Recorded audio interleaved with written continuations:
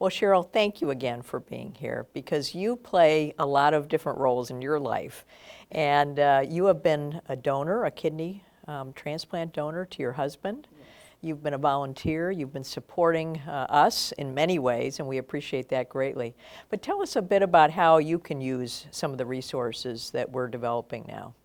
Well, the resources through the website and other mediums that you have available, I found have a lot of information. Sometimes as a caregiver and as a donor, the actual patient is not always as cooperative as they need to be. So you have resources there to help us to be able to get them to cooperate a little bit better. There's an instant influence class that is there to just kind of help you to be able to get them come around a little bit more to make it just a much more smoother process in their healing, because they get a little stubborn and things happen. They're human.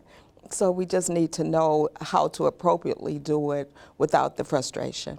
You know, it's so true. I've found over the years that when a nurse says something to my dad, he listens. Right.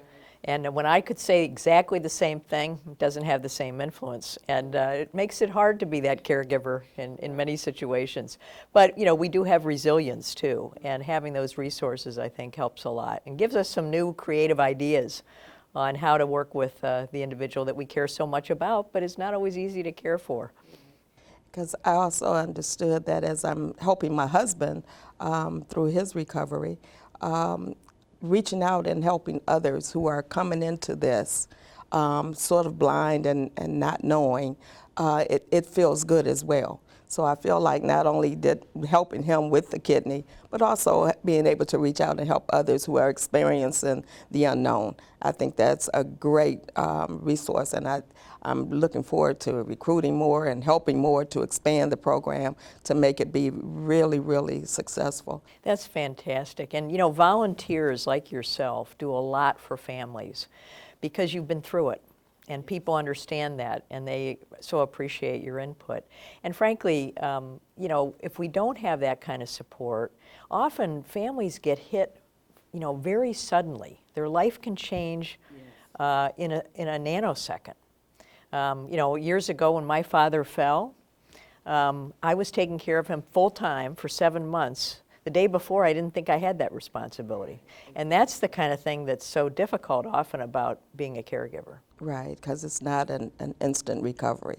It takes time, it takes patience, it takes understanding, it takes information, definitely, to help you through this. And I am so appreciative of the information that has been provided to me to help me through, because you walk into something, you have no clue of what you're about to experience.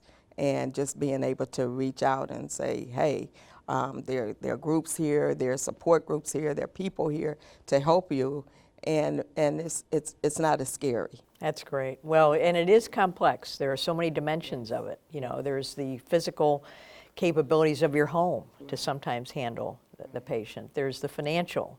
There's the insurance aspects. There's the emotional support.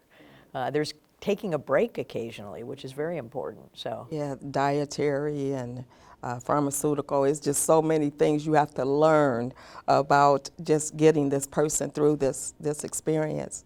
And it's quite a bit of information to take in. Yeah, you become an expert. Yes. And something you didn't think you would, right, so right. it's important. Dr. Schreiber, you're a caregiver as well. Tell me a little bit about your experience. Well, my experience parallels yours in a way, as you know.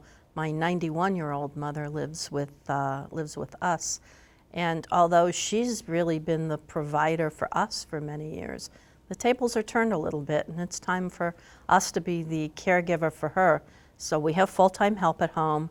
We've installed one of those electric stair chairs. I don't know what their formal name is, so that she can navigate the stairs.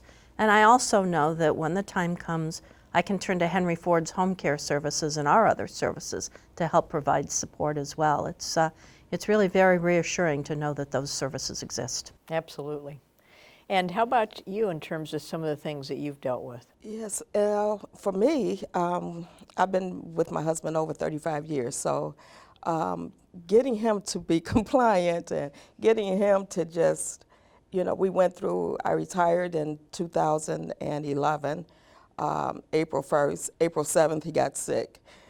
He lost his leg that year, and then in 2012, we found out he needed a kidney. So it's been, my retirement has been very interesting, to say the least, and just getting him to accept where he is and then be willing to like cooperate to get everything.